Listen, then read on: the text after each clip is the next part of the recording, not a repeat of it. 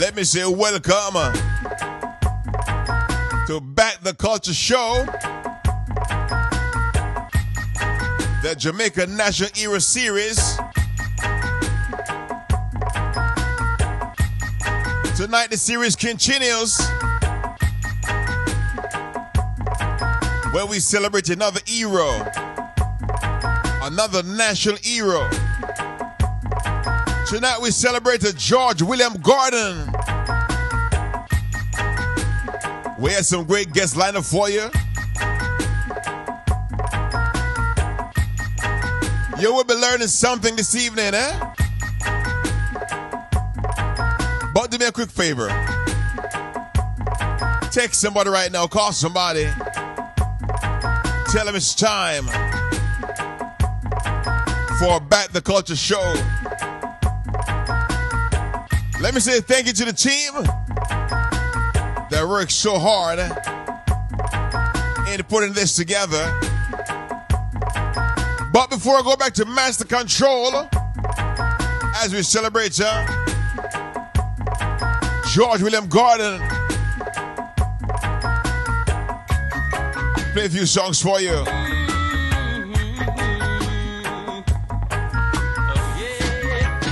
Back the Culture Show.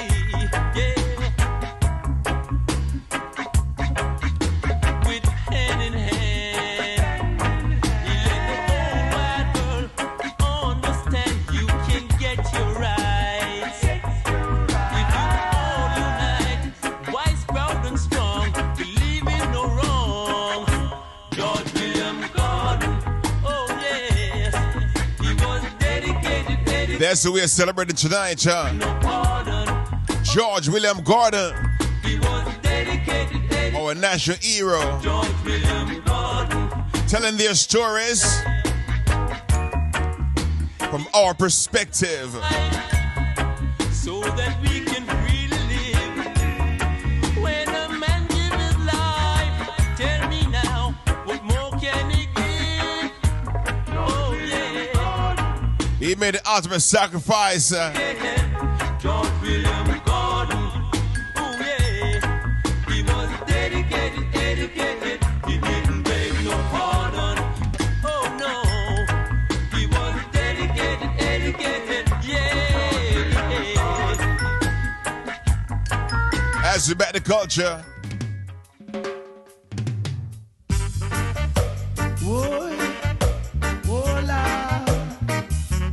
We have climbed some of the hills, been in some of the valleys, but we still stand strong. Only Rasta can liberate the people over hills and valleys too.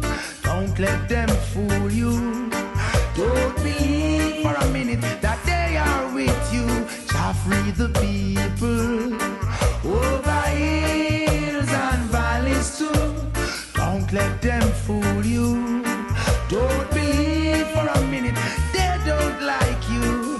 Why try to make I unhappy? Really, I don't know.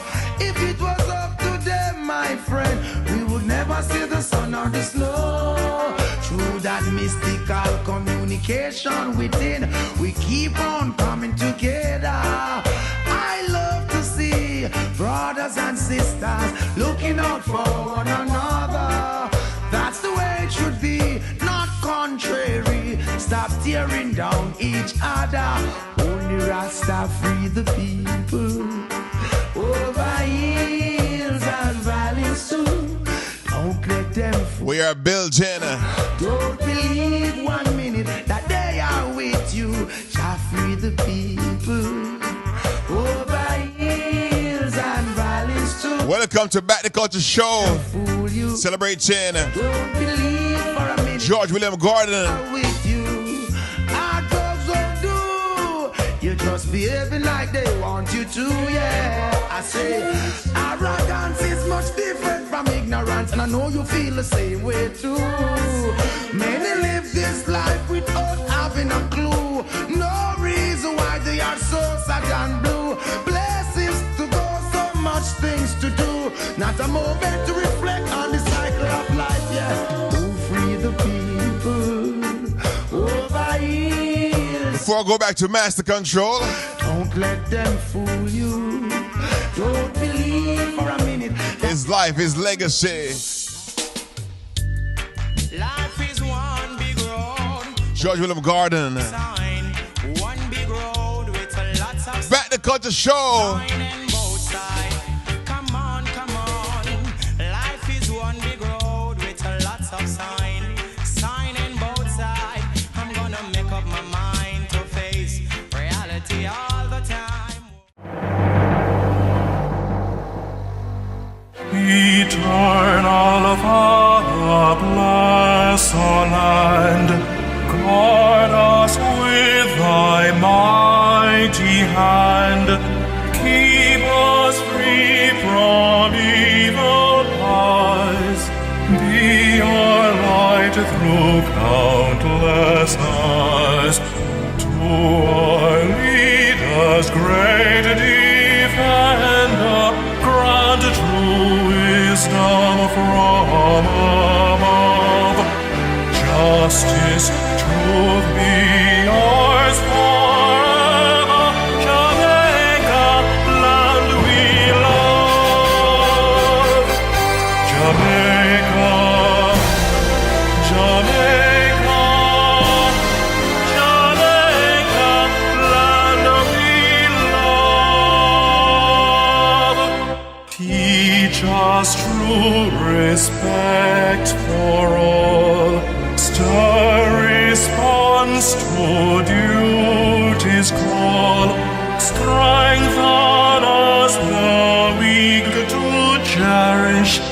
Give us vision lest we perish. Knowledge send us, heavenly Father. Grant true wisdom from above. Justice, truth be yours forever.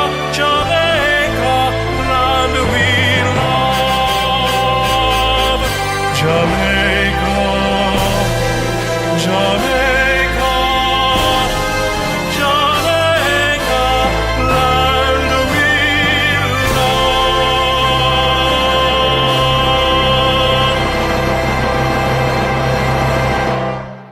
Hi, this is Steve Higgins, and I'd like you to join us as we celebrate Jamaica's 60th anniversary of independence. So this is the Steve Higgins Productions Diamond Jubilee Tour, which we launched on the 18th of April under the distinguished patronage of the Consulate General of Jamaica to Miami, Oliver Mayer, and with the support of the Jamaica Tourist Board. We started our tour in Houston, Texas, where we delivered workshops on Jamaican folk music, as well as our signature concert downtown Houston. This long time can me never see you. Come make me hold your hand. Give me love, have a lion heart. Feel me love. We continue on the 4th of June when we go to Birmingham, Alabama with our Jamaican folk music workshops as well. And then we journey to Huntsville, Alabama, where we'll give a ticketed concert. On Sunday the 5th, we'll also give a ticketed concert again at the Birmingham Museum of Arts before going to New York when on the 17th of June, under the distinguished patronage of the Consulate General of Jamaica to New York, will be our patron. And we'll do that in collaboration with Hope Wade Designs. On the 18th of June, we'll have a signature event at the Manor Club of Pelham, starring Delia Winter, April Marr, and yours truly. And we do this before heading to London and to Birmingham, UK. So join us. We'll be in your neck of the woods. We're going to be in Alabama, North Carolina, South Carolina, California. We're going to be all over the USA. So please join us as we celebrate Jamaica 60. Excitement. I better run. Ladies and gentlemen, this year Jamaica celebrates 60 years of independence. It's a big deal. Significantly for this 5K walk run, it's going to take place simultaneously in 5 cities. You heard that correctly, 5 cities. So we're going to be in Miramar, we're going to be in Orlando, we're going to be in Atlanta, Houston, and Arizona. You heard correctly. I don't think this has ever been done before. 5 cities simultaneously. Please register and support. All proceeds in aid of the Adopter Clinic program in Jamaica. Back in the days you were a kid, but not anymore. I look at him there up on a girl's store. Some say it's about Jamaica high five. They don't know it's all about the 5K run walk. When? The Saturday, May the 7th, man. 2022.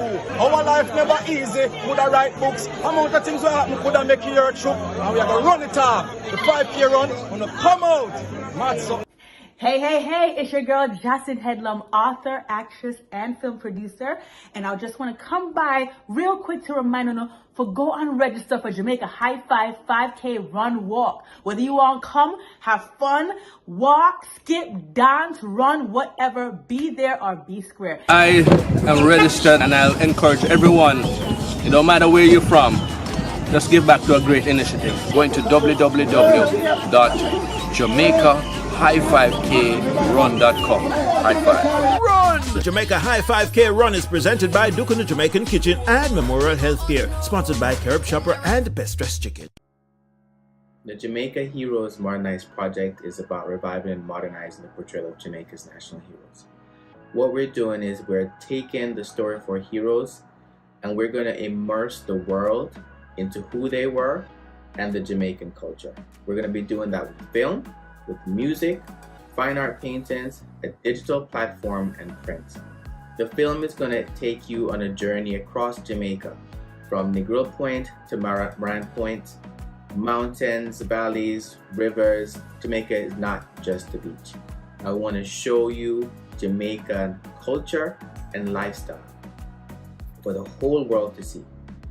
And in addition to that, we also are taking the story for heroes and putting it in song. Some of our heroes, like Sam Sharp, for example, doesn't have a song. And so we're going to change that. And we're going to be doing that with all genres of Jamaican music.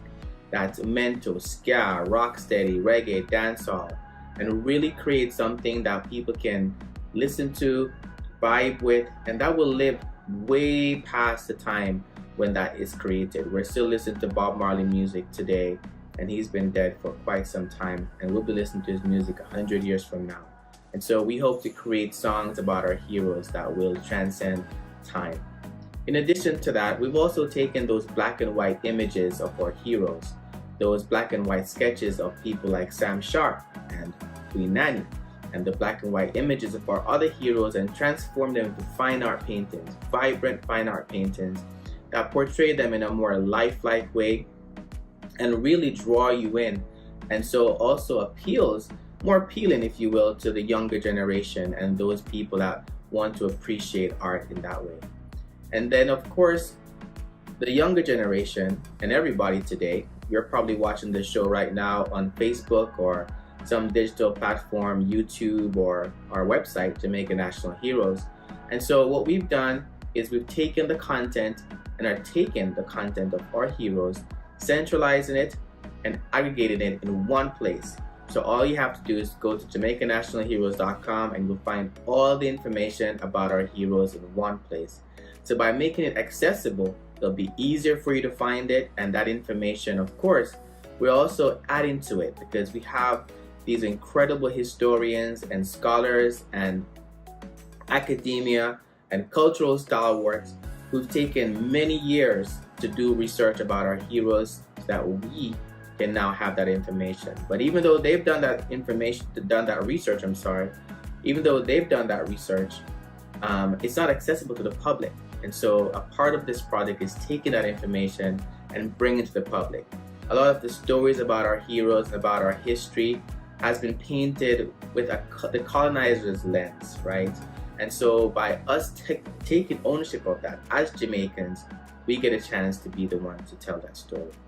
And so we encourage the Jamaican community. It's not about Jamaicans that live in Jamaica alone, but whether you live in Jamaica or you live afar, you are part of the Jamaican community, and this project is for you. And we want you to get behind it and support what we're doing. And so we've created some amazing products for you to be able to get involved and get immersed in it, right? We've created things for the women, some beautiful silk scarves for the women so they can tie their head with it like Queen Nanny, or wear it around their neck fashionably, however they want to. We've also created some puzzles for the kids that they can use to put together and, as a family event, to teach them about the heroes, right? And if you don't know the information to pass on to them, we also have a little QR code on the images that you can scan, takes to the website, tells you all the information about the hero. So we encourage you to log on to backtheculture.com. That's the website you can go to see that, and back the culture with us and support us. We have an amazing show planned for you tonight, and they're going to be having a very vibrant conversation tonight with one of Jamaica's leading social historians, the one and only Professor Verene Shepherd. So encourage you right now to click on that share link so that you can share with your friends and pass that information.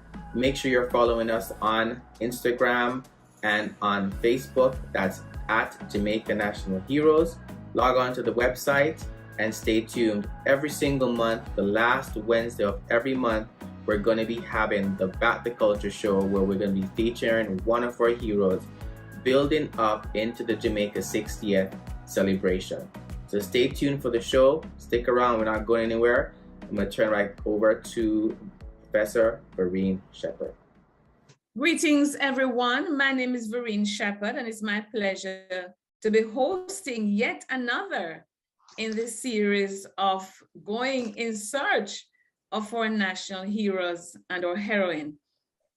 So we continue what I call another version of the In Search of series that Cabo Matt Kero and I initiated in 2007. But this time we are in search not just of icons and important Jamaicans and Caribbean heroes and heroines, but we are specifically in search of more information on the 6 national heroes and the one Dege Dege national heroine of Jamaica, especially as modernized and reinterpreted visually by Charles Smart. Now we have a stellar panel to focus on George William Gordon this time around. And in fact, at this time, I ask each one of our panelists to introduce himself to the audience. Now I know that many already know each of you, but you know how we always have new fans. So let me start with Reverend Thwaites. Just a quick intro. Hi, everybody. I'm Ronnie Thwaites. I'm the current principal of St. Michael's College at the University of the West Indies.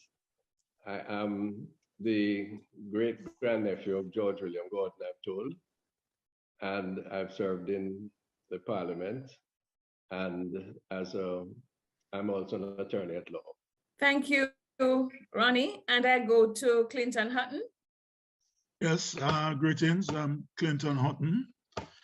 Done work on Morant Bay, on George William Gordon, Paul Bogle. That period after emancipation, 1838 to 1865, even a little beyond that. I'm the director of the Institute for Technological and Educational Research at Michael University College.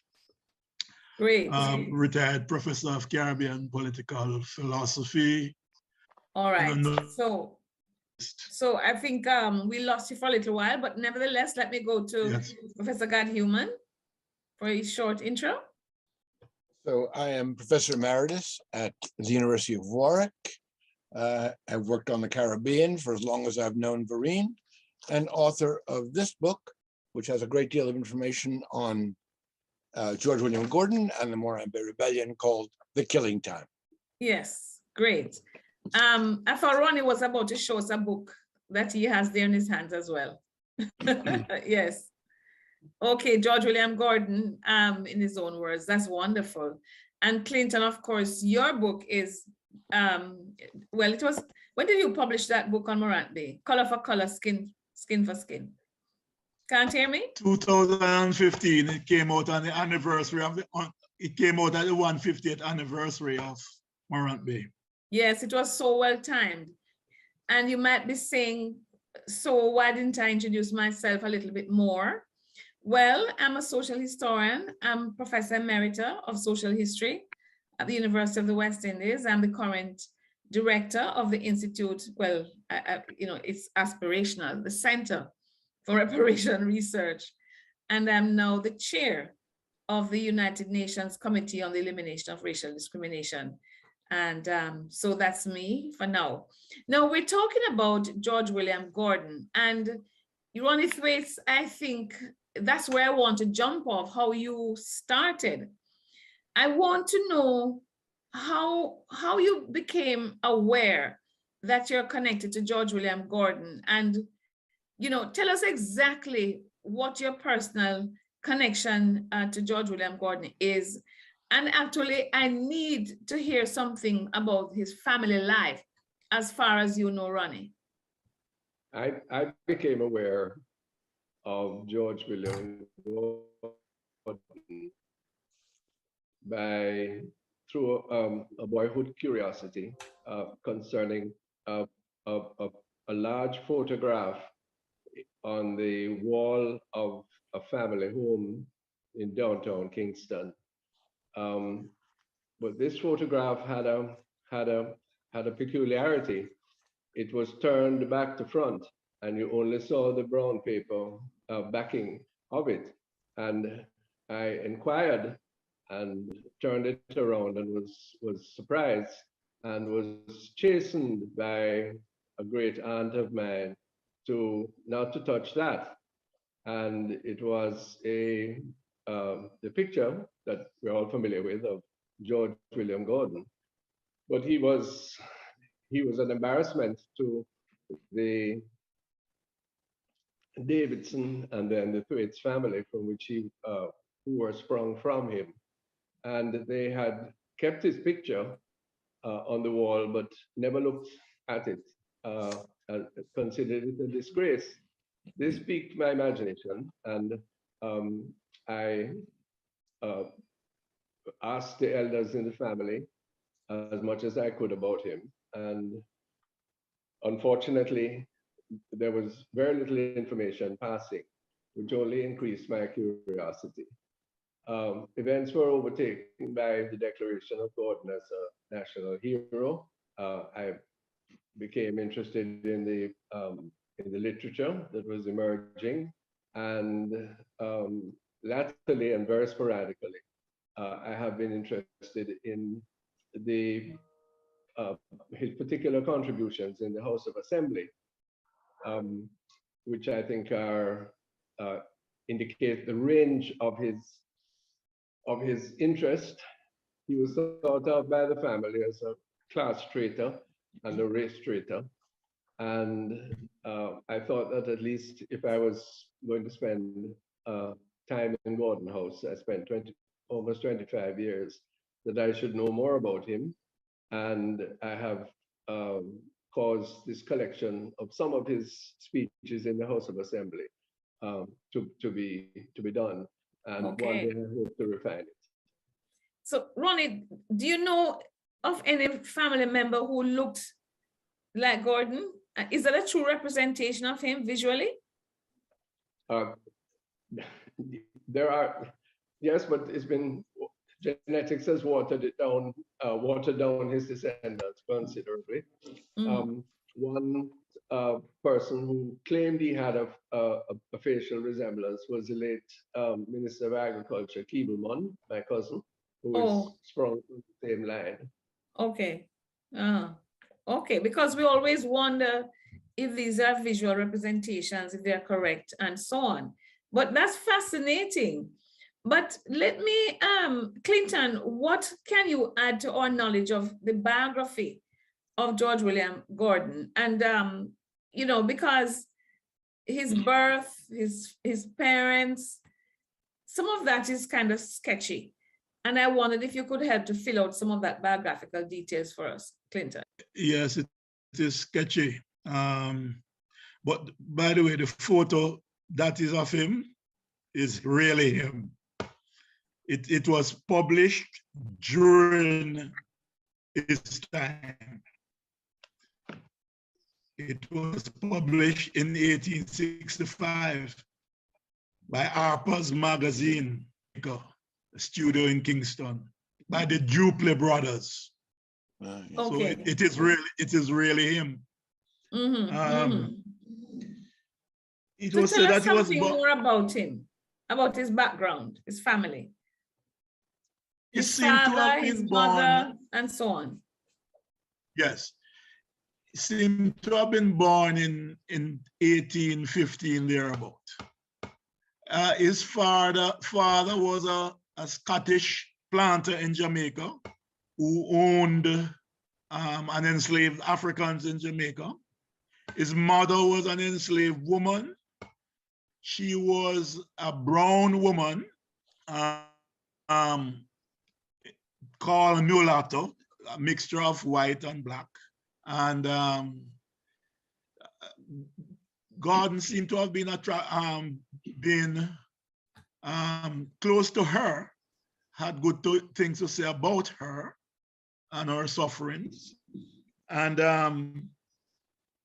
but not much is known about his youthful days, his boyhood days, as a matter of fact. That is George William Gordon. So he was married. I don't know about his children or anything like that. Well, let me ask Gad if he has any other information from his research. Well, I think what to add to what Clinton said, of course, the father, Joseph Gordon, was a very wealthy planting attorney. So, and as Clinton said, with a mother who was an enslaved woman. But what I think was interesting is that he early on became, George William Gordon, became a produce merchant in Kingston. He became a landowner, a very large landowner across the island. And I think it's important to note that by the early 1840s, he was a very wealthy man. He had assets that people have estimated around £10,000, which you can imagine would be a multimillionaire today. And to add to what Clinton said, he also married a white woman who ran a school in Kingston, Mary Jane Perkins. Okay.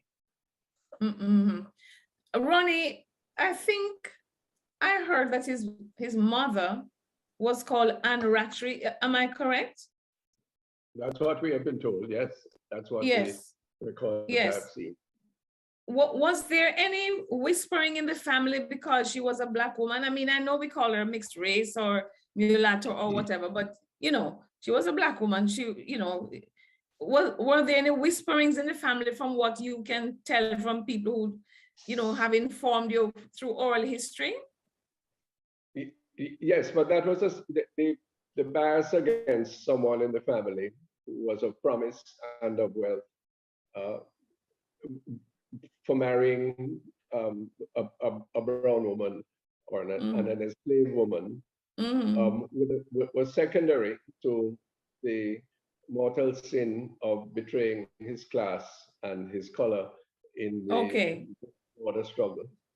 All right, well, you know, I want to go to what Ronnie is talking about now, in fact, because Gad, I think Gordon came to our notice because he was hanged for his role, or let's say his alleged role, in the Morant Bay War of 1865. But the letter to his wife that he wrote before he was hanged seemed not to have indicated a knowledge of Bogle. I want each of you to reflect on this, starting with you.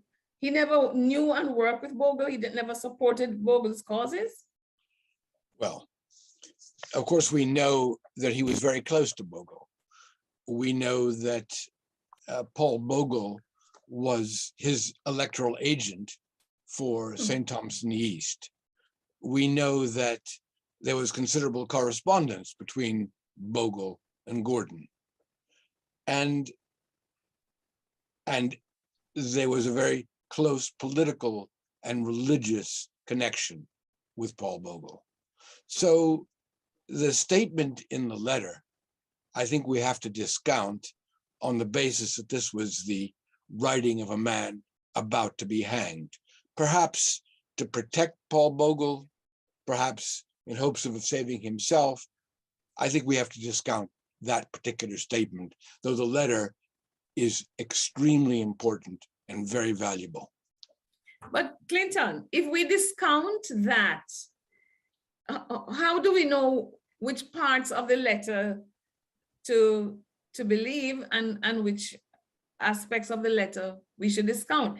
And the line that we're talking about is this one. I don't know if I'm quoting word for word, but this is more or less the sentence in his letter. I know nothing of the man Bogle, and I never advised him to the acts that brought me to this place. Clinton, your comment on that? Yeah, but what he was saying, he was not involved in the thing that they call him the rebellion, and he was not. But he say, I know nothing of the man Bogle. No, the world knows that he had connection with Bogle. The authorities knew.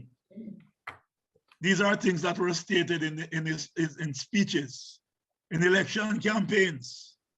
Bogle went to him to different parts of Jamaica. That is known. I think what he was pointing to was that he did not have anything to do with the incidents that took place on October 10, 1865 and after.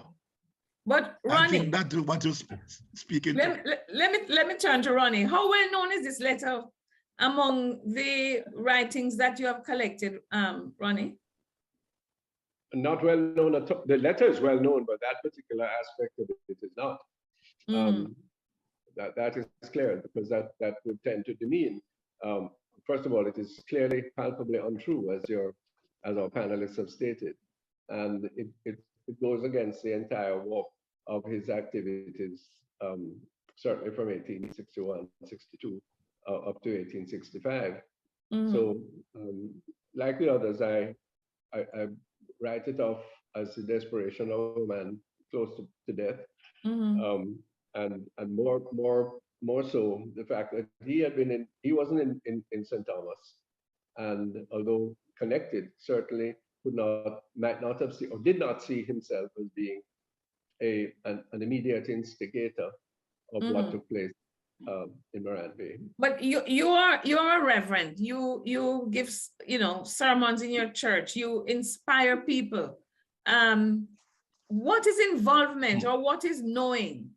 Because yes, you didn't shoot anyone, throw any stone. You weren't there. But let's say your philosophy, your ideologies, your closeness to the person in terms of your work. I mean, can that be interpreted, however broadly, as having influenced this man to carry out acts against injustice? Wasn't that what he would have preached? Yes, clearly. There is an element beyond which you can't explain that particular sentence. I do not know, I do not think that it is consistent with or indicative of the entire substance of the letter to his wife. Yes. There is absolutely no doubt that both in terms of religious impulse and political engagement, that George William Gordon and Paul Bogle drew strength from each other. So, all right, but let's say, you know that there has been skepticism about the elevation of Gordon to the status of a national hero of Jamaica. If this line becomes well known and so on, will it feed the group of skeptics who say, you see that? In betraying Bogle, he shouldn't be a national hero. If not that, what else feeds the kind of skepticism? Because we know that some people still don't think he should have been a national hero. How you feel about this, Gad? I think it's wrong. I think what we know about George William Gordon makes him, should be a national hero. His position as spokesman for the freed population, the ex-slave population, his representation of people whom nobody else really represented in the House of Assembly, his role in that kind of politics, his radical politics, I think make him eminently suitable to be a national hero. So I don't agree with those people who are skeptical about his position. Your position on this, Clinton? I agree with Gad. I fully support him being national hero. He is in de facto, yes, he is the first, George William Gordon is the first national leader advocating for the Jamaican people, for a Jamaican path. There's no doubt about that. And there are reasons for him being that. One being that he was a landowner in many parishes in Jamaica, and as a result of that, connection to the people in that respect. Secondly, he has his own mission with church leaders in different parishes. It was at his church in Kingston that Paul Bogle was baptized, and his name is on Bogle's baptismal certificate. So the idea about not knowing is something else. But we need that. We need that copy. We need a copy of that, Clinton. We need a copy of that. We need to put it out right alongside this live from the letter. Yeah. Right. So the issue, therefore, from the journey of a Jamaican political state begun with the unity of George William Gordon and Paul Bogle. And Paul Bogle was the first national leader of Jamaica in this regard. There's no doubt about it. He also advocated for the building. He advocated for the building of schools and colleges across Jamaica. That was one of the things he advocated in his writings and in his speeches. The other thing was to separate the church from the state. He was quite strident in that matter. And in fact, that's one of the reasons why they killed him. That he said in Parliament, the House of Assembly, that the government was paying £50,000 a year to the Anglican Church, and that this constitutes, I think, 20% of the taxation of the entire country, right? And that this must stop. So that in many ways, George William Gordon, who reminds me of Michael Manley, by the way, in terms of his utterances in the Jamaican Parliament. I don't think, if we look back at the history, there's anybody else to rival him. And that time in the 1860s, right? It only came during the time of Michael Manley, really. All right, I want to ask about, and maybe I'll go back to Ronnie. What lessons can politicians learn from Gordon? Because after all, he was a politician. The parliament is named after him, Gordon House. What are the lessons for our time in terms of his political influence and lessons that politicians could learn from him, Ronnie? Well, yes. May I just say that the skepticism about Gordon being a national hero is to some extent understandable by those who do not know as much as this panel does, that a white man or a near white man could have been involved so deeply in a Black struggle. And that is understandable, but easily rebuttable as has taken place here. One of the other things, two other things I'd just like to mention was that. But before you leave that point, Ronnie, sorry, Ronnie, before you leave that, but Bustamante would have looked the same way in terms of skin shade. You don't think so?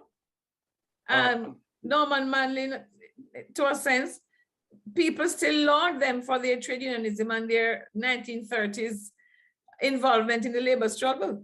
What's the difference? A great difference. Okay. Moving from Anglican baptism into Presbyterian membership and into the native Baptist tradition involved leaps of class rejection and espousal of the popular religion and popular culture that bears no resemblance to either of the two other estimable exemplars that you mentioned, and particularly since this is 2.5 generations. Yes, I know, later. but I had to ask because of how I know people think in terms of skin color in Jamaica. Anyway, continue. Yeah, one of the most attractive aspects of Gordon's advocacy, which is very much in front of parliamentarians today, is the whole question of land reform. Gordon was a prime advocate for the use of idle land and making it available without onerous taxes to the peasantry. That is an issue that was before the Parliament, I believe, yesterday, once again, and still has not been resolved. Another area of his engagement, which I have a particular affinity, is that he was one of the initiators, the founders of the Jamaica Mutual Life Assurance Society, the first of its kind in Jamaica, mutual in terms of its broad acceptance of membership of a savings and loan institution. And as it turned out, my father was the managing director there for over 20 years. What is the lesson that politicians can draw from this? One is a resolute, following Clinton, a resolute commitment to the cause of the people, a deliberate and sustained choice, a preferential option, some would call it, for the masses of the people, in favor of, or in contrast to the suck-up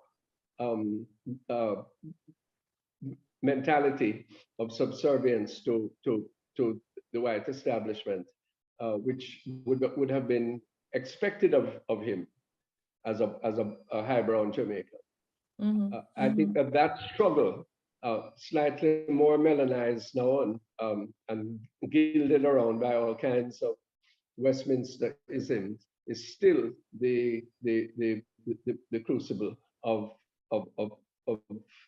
progress in Jamaica. Okay. Now, Clinton, have we done enough then? We have helped to educate the public about Gordon on this program, and much has been written. Do you think we have done enough to honor him then? That's one. No. Also, sorry? No. The short answer is no. No. What heritage sites are associated with him? We have not. Yeah. But what sites are associated with him anyway, apart from God knows? Anything else? Well, God knows is it. I don't know of any much thing. Well, is image on the money, the note. Which new note he's on now? I've forgotten. He's on the $10 change. It's the $1,000. Eh? No, Ronnie, he has been upgraded, man. It's not the coin anymore. Yes. All right. So he has been upgraded in terms of the money. I think, yes. But what about National Heroes Park? Ronnie, you and I met there 1 year to pay tribute to him. Not so? In National Heroes Park? Yes, there's a shrine to a shrine to him. Scarcely visited shrine to Bogle and Gordon. Many of the school children who go to tour the park, the teachers find it too far a walk to the west of where they decant from the buses to really look there. But it is there, and that is a measure of tribute to the Morant-based struggle. Yes, I've always thought though that that ceremony is too private. You know, I think on National Heroes Day or on the day he died, or you know, the day he was born.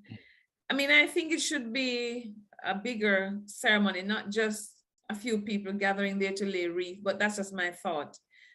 So Clinton, if you had your way, what more would you do for him? For me? If you had your way. Yeah, no.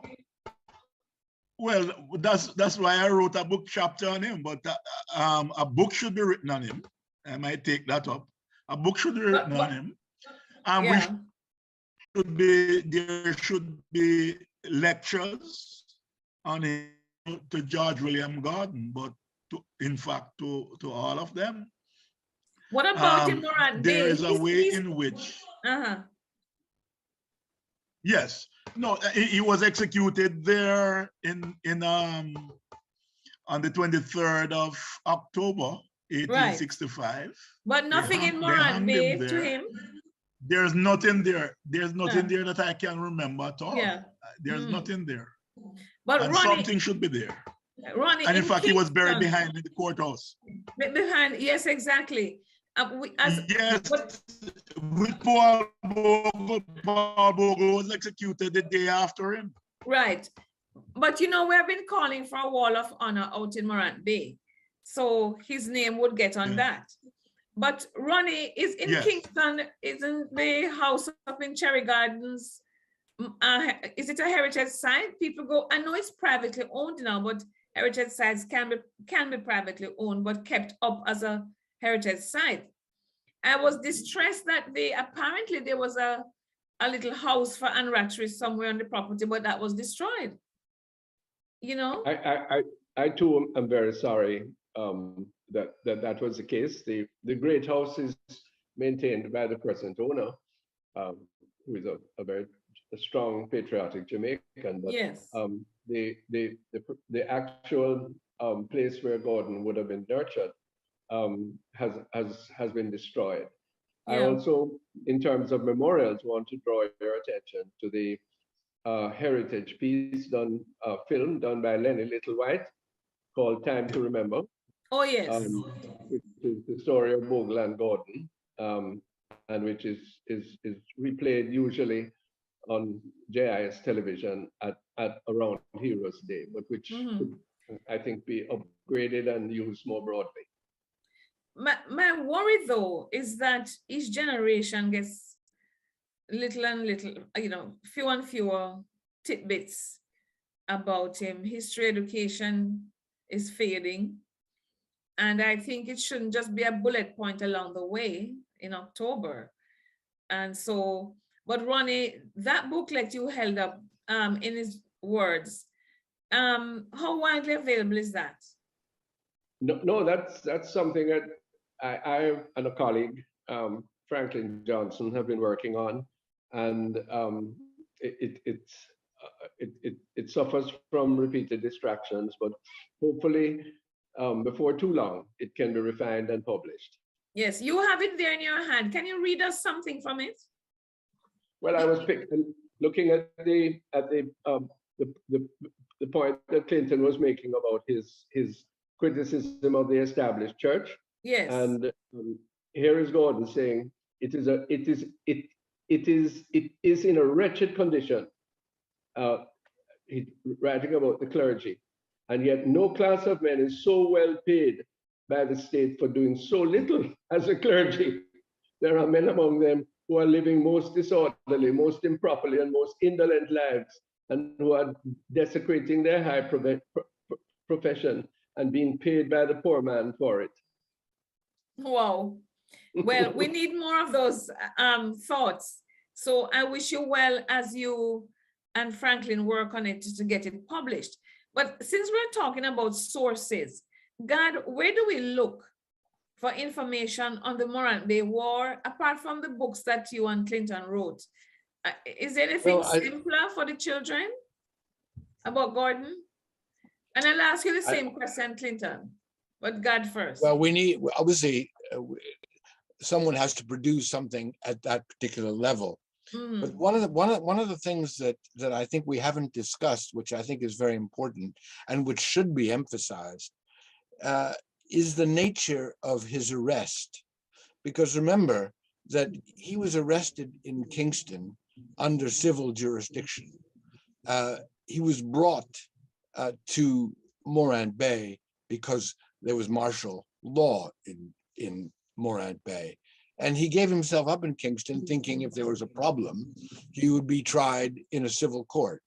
And of course, he was shocked to realize that he would be tried in the way that he was. And of course, he was tried, and it should be emphasized, I think, totally unjustly, in a drumhead court-martial, without proper representation, treated abysmally. And I think that we haven't talked about that, but that arrest, his treatment, that drumhead court-martial, all of that needs to be emphasized. Well, let's go back a little then before we wrap, because I think you're making an important point. Now, I don't know if you have seen the play, The Trial of Governor Eyre, written by Bert Samuels, attorney at law, Pan-African attorney at law, Bert Samuels. Clinton, you have seen it. I don't know if you have seen it, Ronnie. No, regretfully, I must. Yes, well, I keep urging Bert to put it back on, at some point. But his wife gave testimony in that play, and based on the advice from Clinton and others, the play was realistic, but I think part of that was the lament that he was sick when they came for him, and that no matter how he said he wasn't actually there on the spot when the war broke out, they didn't believe him. And you have just described what happened to him. So my question is, do you think by treating him that way, they were making an example of him? Well, they were certainly making an example of him. And what is worse is that his doctor was in around Morant Bay at the time, Dr. Major. And Dr. Major knew and said that Gordon, only had, alas, perhaps a year to live. He was a very ill man. What was wrong with him? Do you know what was wrong with him? I don't know specifically, but I know that Dr. Major made this point, and he looked very ill, and he clearly was very ill. That was the terrible thing. So his treatment in Kingston, under arrest, taken barbarically to Morant Bay, treated badly on the ship, treated very badly in Morant Bay, all of it speaks volumes about what people thought at the time. Mm-hmm. Clinton, was he treated any worse than the Black people who were murdered and tried through court-martial and so on as well? He was treated just as they were treated. He was branded a traitor. If you go back and look at the newspapers in 1865, he was a traitor, a vampire from South America. If anybody deserves to die, it is George William Gordon. The Gleaner, the colonial standard. Could I just quote the colonial standard? And that is why he was treated that way. Yes, but he was also forced. He was also. I'll come to you in a while, Ronnie, but let Clinton finish that thought. He was what, Clinton? We lost him. He was forced to watch executions when he was taken to Morant Bay. right? Wow. So you see, my view is that George William Gordon, of his class and color, was very unique. And that's why I say that so that's why I say that they tried to equalize him with the rest of the quote unquote rebels, you know, the revolutionaries. They wanted to make a statement. You are one of them. This is how you're going to be treated. Skin color, no skin color, class, position or not.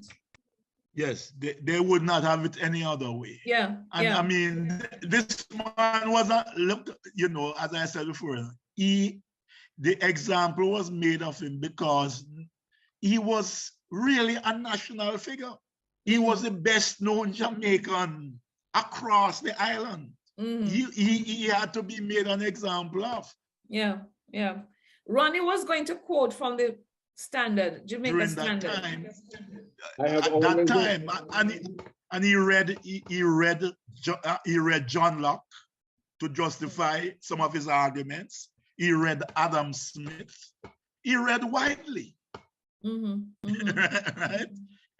He was familiar with the racist arguments of Thomas Carlyle. And his arguments run counter and try to answer some of those things, right? He talked about perhaps follow up because they're answering from the colonial standard. No, that's fine. The colonial standard correspondent, which I'm sure Clinton has seen, right? I regret that while I understood that British justice demands that the accused and accuser should be confronted, Mr. Gordon's accusers were 70 miles away from the court-martial. This man writing was at the trial. They set up affidavits which the court-martial received as evidence. This is one dark feature of the solemn farce. Mr. Gordon's fate had been determined long before he gave himself up. Well, it's very important to realize that the Royal Commission investigating it said that there was no evidence to convict him. And as Clinton has said, all the evidence suggests he wasn't there, he wasn't involved, he was innocent. And he declared his innocence, actually, at the very end. But I'm interested. And it suited them to put him there. Yes. Clinton, go ahead. And at the very end, he also said in that letter that if he was to live his life over again, he would side with the people just the same. Yes. That would make them even more bringle, as my friend Oliver would say. You were going to make another point, Ronnie? Apart from Semmel's book, I wonder if any of us are familiar with other work. Has there been sufficient work done on the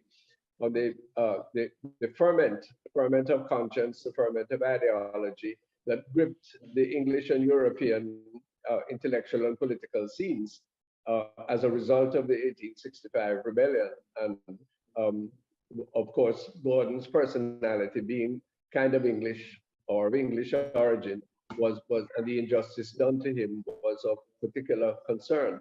Is there enough research done on that?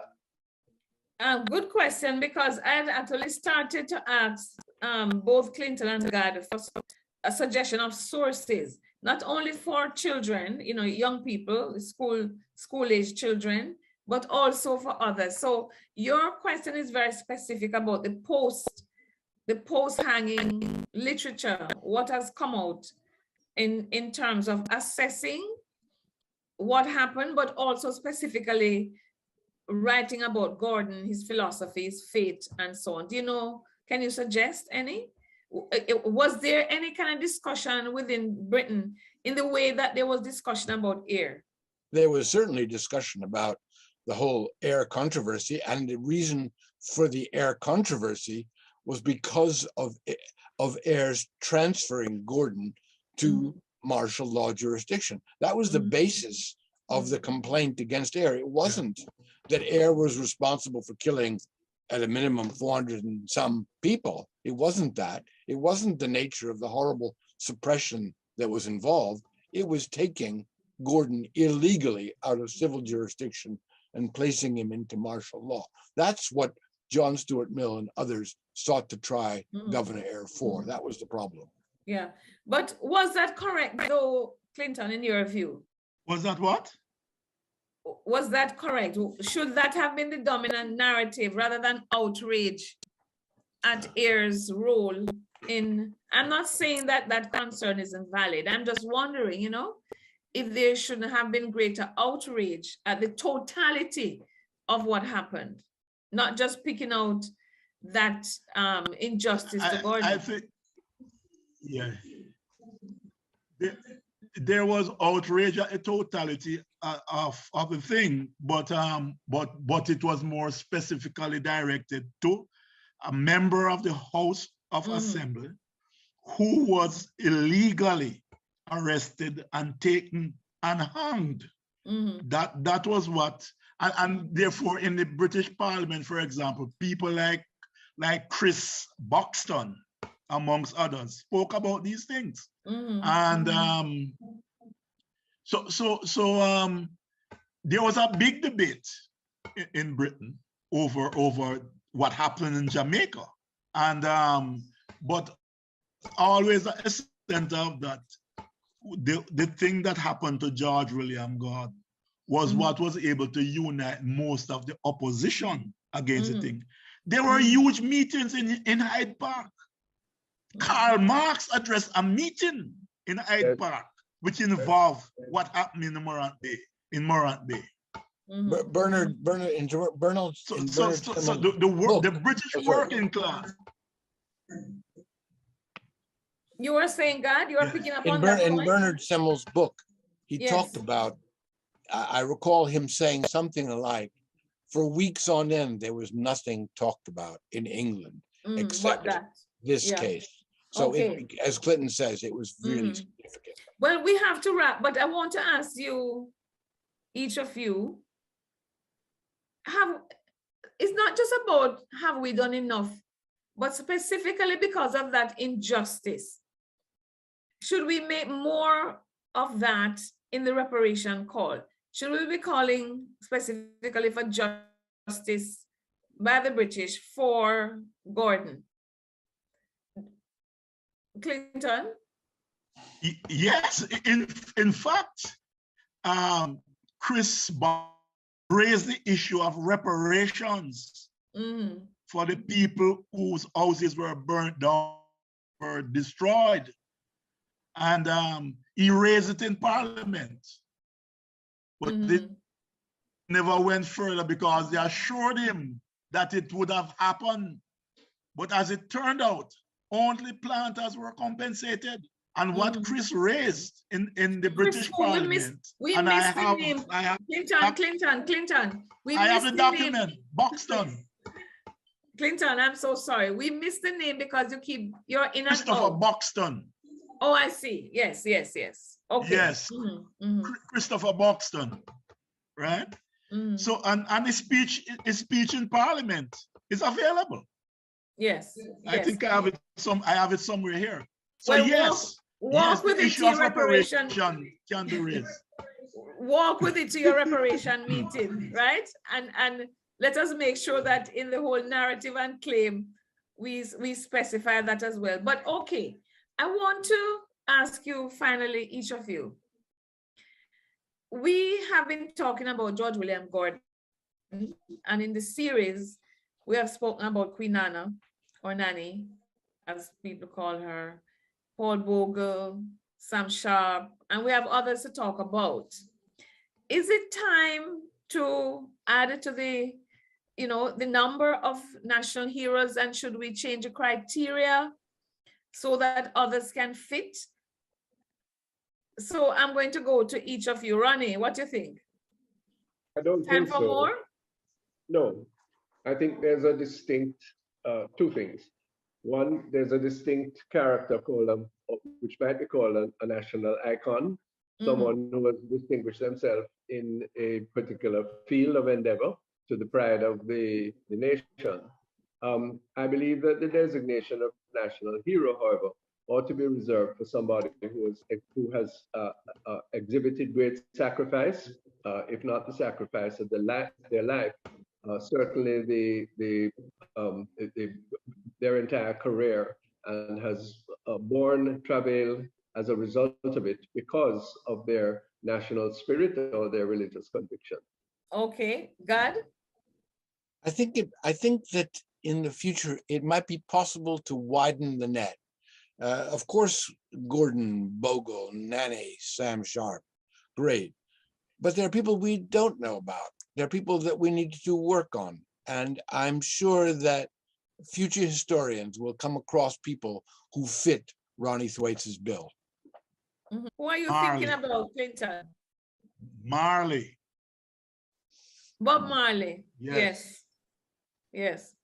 I am But utterly in convinced. terms of the genre that Ronnie seems to have been referring to, I was thinking that there's a lobby now for Chief Techi or Taki to be made a national hero because of the 1760 war. The 1760 war against slavery that started in my parish of Jamaica, St. Mary, it was far more widespread and had tentacles that we have not even begun to study.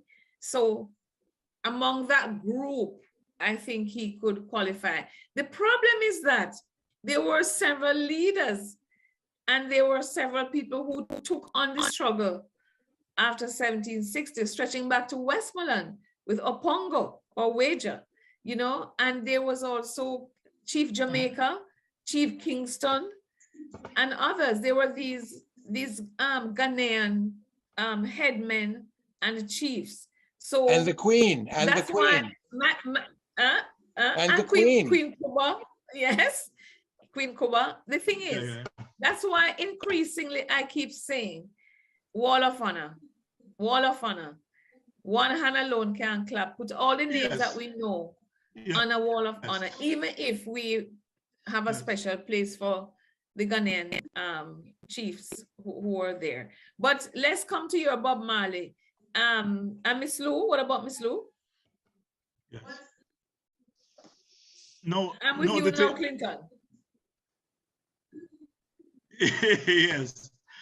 Back to 1760 though, Taki. I think one of the important juncture to note with that uprising is the fact that it is really the first Pan-African anti-slavery uprising we have had in Jamaica. Yes. It is really the first Pan-African type of uprising. As opposed to the Maroon Wars. I think that it's historical importance. Yes, yes. So people are saying it's the first war, but then you have the Maroon Wars were there as well. But you're talking about a deeper unity. So yes, there's even there. The one that was able to unite different ethnicities, African ethnicities, and go beyond Jamaica, and go beyond Jamaica. In fact, because you had, you know, 1763, 1765, 1824, and also in Guyana, you know, in Berbice, 1763, 1823, and right, a Haitian Revolution between those. So I think we need to, the problem is that we don't know enough biographical details, and you know, people always want to know the biographical details. They can put some face and character to the hero. But which is why Clinton's suggestion of Bob Marley is great. Yes. So, but I'm wondering if Ronnie would be putting Bob Marley and Miss Lou into the icon group and not the heroes group. Am I putting you on the spot, Ronnie? No, you're not. That would be my distinction. Although one could, if you didn't have that distinction accepted, it would be a short hop to accepting Bob Marley as a national hero. But Yeah. Frankly, I feel that there is need for that second category. It's not an inferior category. I love the idea of the Wall of Honor, but we're going to have a succession, hopefully, of people who really do us proud and honor in their achievements. But it's quite different when a person puts Yes. their life on the line. My argument was that we perhaps will not have that group of people anymore who will be putting their lives on the line for a war, or defending Jamaica in a war, or trying to make some revolutionary change. But my solution would be to broaden the definition of who should be a national hero and stretch beyond ending of enslavement, the labor movement, the franchise movement, independence, stretch it to people who are involved in it, who carried on the decolonial struggle, the struggle for decolonization.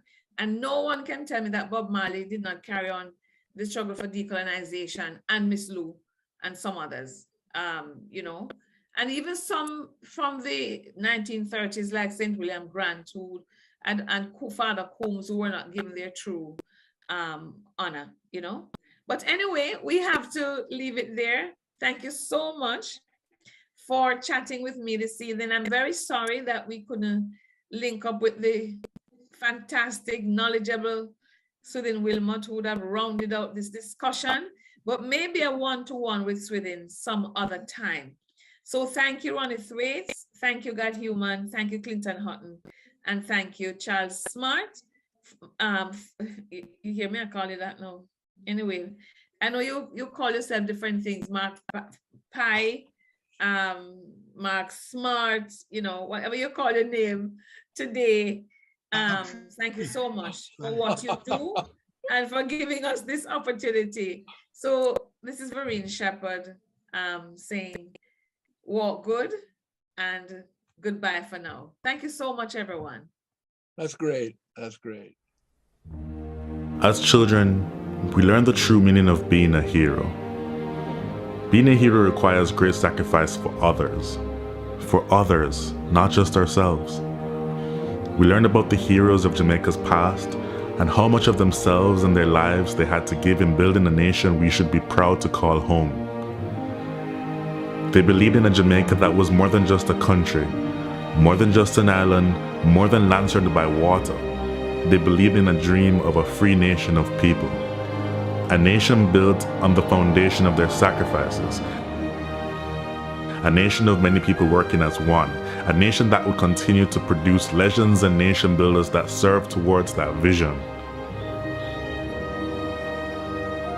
As children, we were also taught the national pledge, a solemn promise, an undertaking. I would like to believe Sir Hugh Sherlock, while writing this pledge, understood the vision and dreams of our heroes. It's clear being a hero is too much to ever ask any one citizen. Luckily, the pledge does not require heroics of any of us. It merely asks that we honor our heroes by striving to advance our nation and ultimately inspire the world, like they and many Jamaicans have done. It's important we remember those words. These words.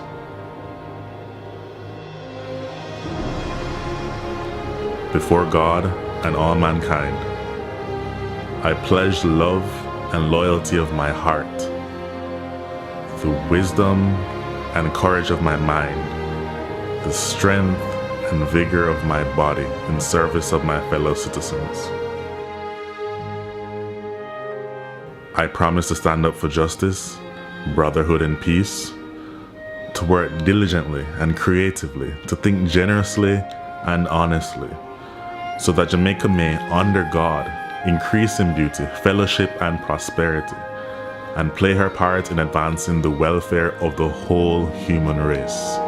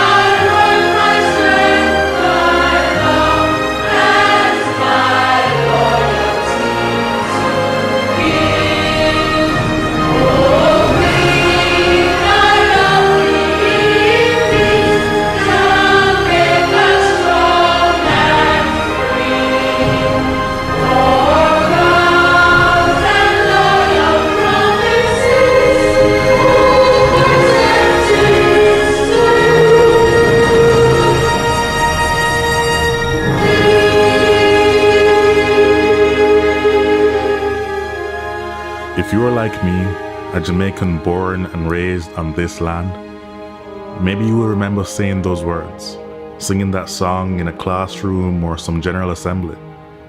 If so, like me, you made a pledge. Somehow it seems like many of us have forgotten that. The crime and violence, the indiscipline and short-sightedness, the corruption, the lack of respect for beautiful lands we are blessed with, and the waters that surround and nurtures us. We have to do better. Let us honor our heroes so that they would not have sacrificed so much in vain. I hope this video can make a difference to even one soul. If so, it would all be worth it. If you feel the way I do, share it. May my voice become yours. Thanks for watching.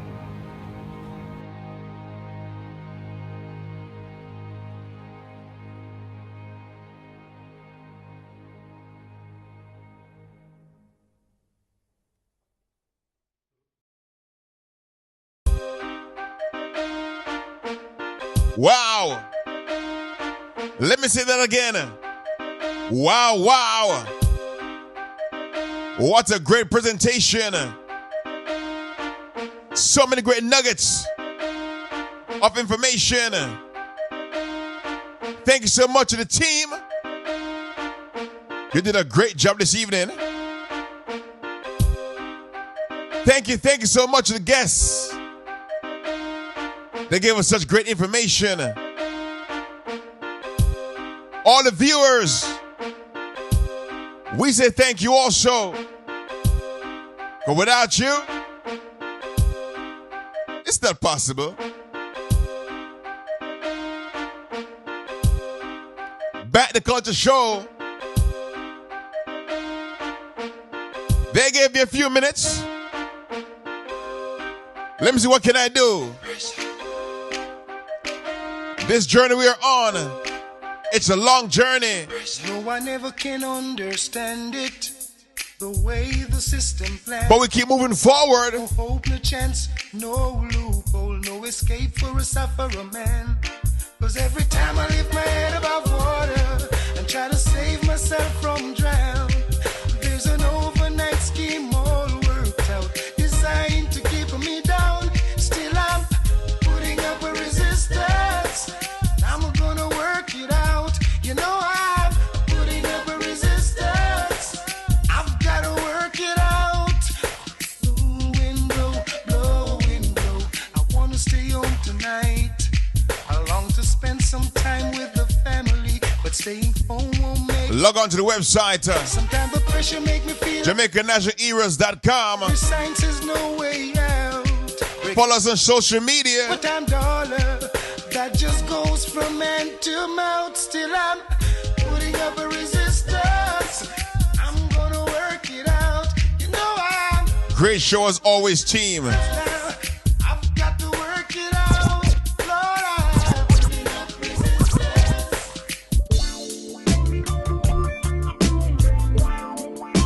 The work continues, but we are soldiers in this army.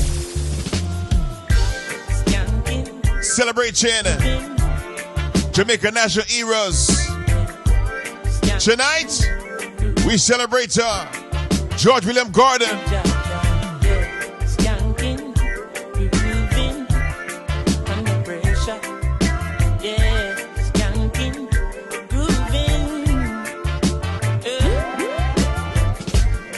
Under the pressures of a life and it tough. No stay down, mama, time pick it up. No bother with the down, full style, strictly up, full vibes. I pick it up when the bills, them, the rent and the mortgage due. Yeah. When me chalice, when your best friends are gone and it's only you. Yeah, like up a split, turn up the music. Skanking sweet, everybody wanna feel like free. Forget your troubles and the rock with me. You know feel a reggae music sweet, yeah. Skanking sweet, everybody wanna feel like free. Forget your troubles and the rock with me. You know feel a reggae music sweet, yeah. Skanking sweet, for every pain there's where there's a harmony that brings everything together. So make listen to this part right now. And who said life no order? And every man got this struggle. I beg you to help me, Lord, and let me overcome my struggles. Can't conceive that everybody wanna feel like free. Forget your troubles and the rock. The Back to Culture Show. You know, feel a reggae music sweet. Thanks so much, each and every one.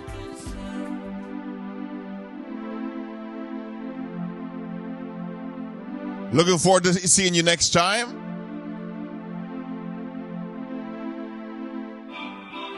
Me love Jamaica, me not sell out. Them try clip we wings, somehow we can't fly out. But when we there yard, nothing nice like Jamaica. Roast breadfruit and banana.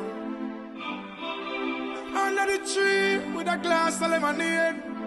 Jumping on the river when me ready for bed. No boy can't buy me out. Me no foreign minded, no way compared to Jamaica.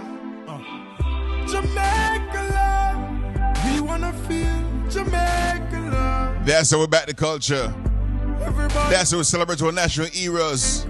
Because we love our country. Out to many one people. Jamaica love. We're looking up with Talawa. Jamaica love. Everything is irie. The one that represent the citizens of Jamaica.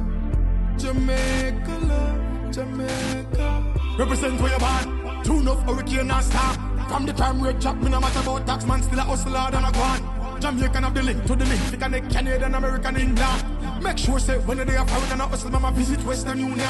Don't make we build up with foundation. All the hard man them fear of ambition. Don't flash out all the money back. SSP, anything guns and ammunition. Real Jamaican no show me you want. No matter which part of the world where you stand. Gonna send you back to Master Control. Without Lord, come proud to be one. As we wrap up on this this show tonight. Jamaica. Once again, thank you so much. Spread the news. Everybody wanna visit